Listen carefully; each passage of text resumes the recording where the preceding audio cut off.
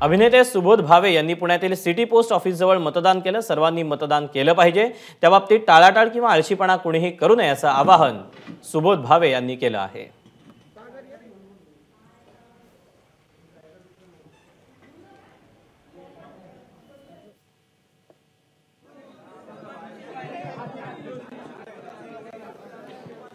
तर दुसरीकडे पुण्यातच मवियाचे उमेदवार रवींद्र धंगेकर हे देखील मतदानासाठी पोहोचलेले आहेत।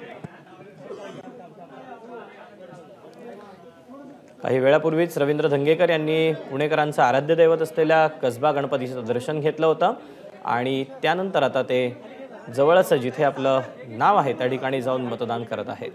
दूरदृश्य टीव्ही स्क्रीनवर अभिनेते सुबोध भावे यांनी देखील आपला मतदानाचा हक्क जो आहे तो बजावलेला आहे। अशा वेळेला त्यांनी मतदान केल्यानंतर मतदानासाठी लोकांनी बाहेर पडावं, त्या बाबतीत कोणीही टाळाटाळ किंवा आळशीपणा करू नये असं आवाहन सुबोध भावे यांनी केलेलं आहे। तर दुसरीकडे काही वेळापूर्वी एबीपी माझाशी बोलताना देखील रवींद्र धंगेकर यांनी देखील मतदान करण्यासाठी जास्तीत जास्त लोकांनी बाहेर पडावं असं आवाहन केलेलं होतं।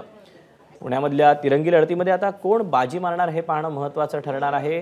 काही वेळापूर्वीच मुरलीधर मोहोळ यांचं देखील औक्षण करण्यात आलेलं होतं, त्यानंतर ते देखील आता मतदानासाठी बाहेर पडतील। तर दुसरीकडे रवींद्र धंगेकर हे देखील आपला मतदानाचा हक्क बजावत आहेत।